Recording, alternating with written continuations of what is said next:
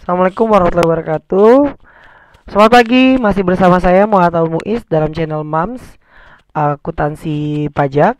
Melanjuti materi sebelumnya, materi kali ini kita akan membahas tentang metode penyusutan dengan menggunakan production method atau activity method, di mana metode ini sebenarnya hampir sama dengan garis lurus, tapi pembaginya itu dengan menggunakan total kapasitas produksi biasanya.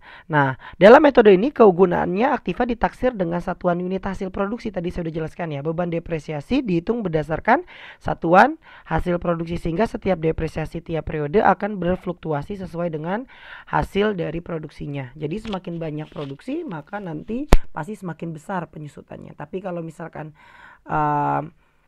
penyusutannya tersebut yang tadi produksinya sedikit, maka otomatis juga penyusutannya juga semakin kecil. Nah, rumusnya sama tadi, adalah cost atau harga perolehan dikurangi dengan nilai residu dibagi dengan umur ekonomis atau kapasitas total dikali dengan volume produksi. Bedanya cuma di situ, volume produksi dengan kapasitas total. Contoh ya, kita langsung masuk ke soal contoh. Di sini ada dibeli sebuah kendaraan dengan nilai perolehan 16 juta, nilai residu 1 juta, umur ekonomi 100 juta, unit produksi di tahun pertama sama dengan hasil produksinya adalah 32.000 unit, di tahun kedua hasil produksinya adalah 28.000 unit. Kita bisa tahu di sini secara garis besar pasti nanti yang di tahun pertama lebih besar dibandingkan dengan tahun kedua. Nah, di sini coba kita lihat di depresiasi tahun pertama, 16 juta dikurangi 1 juta dibagi dengan tadi total dari produksinya adalah 100 juta produksi, maka dibagi dengan 100 juta dikali dengan 32.000, maka akan menghasilkan 4.800.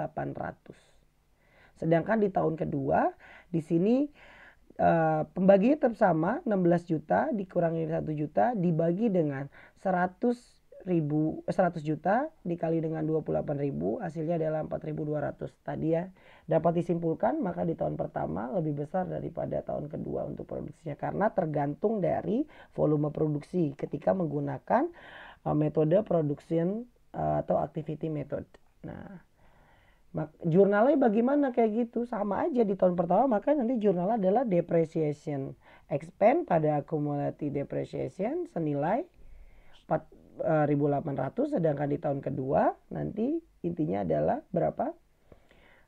Depreciation expense pada akumulasi depreciation senilai 4.200. Nah, yang kedua di sini dengan menggunakan service hours method atau di Indonesia kan adalah lama pemakaian aktiva tetap. Nah, besarnya depresiasi ditentukan oleh lamanya pemakaian dari aktiva tetap tersebut dalam tahun yang bersangkutan.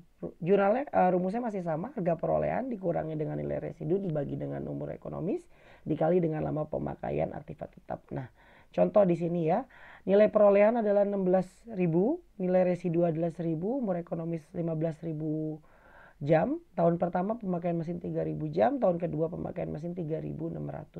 Berarti berapa depresiasinya? Di sini depresiasinya adalah 16.000 dikurang 1.000 dibagi dengan 15.000 dikali dengan 3.000, maka hasilnya adalah 3.000. Sedangkan yang kedua hasilnya adalah 16.000 dikurang 1.000 dibagi dengan 15.000 dikali dengan 3.600, maka hasilnya 3.600. Nah, di tahun pertama pemakaian mesinnya lebih kecil daripada pemakaian tahun kedua, otomatis tahun kedua depresiasinya pasti lebih besar. Jurnalnya sama seperti yang di atas, yaitu depreciation expense pada akumulasi depreciation, tinggal masukkan hartanya apa. Misalkan contoh di sini berarti kan mesin, berarti kalau kayak gini berarti depreciation mesin expense pada akumulasi depreciation mesin senilai yang di tahun pertama adalah 3.000, di tahun kedua adalah 3.600. Saya rasa cukup materi kali ini untuk metode penyusutan dengan menggunakan metode service hours method dan production method. Kurang lebihnya saya mohon maaf. Wassalamualaikum warahmatullahi wabarakatuh.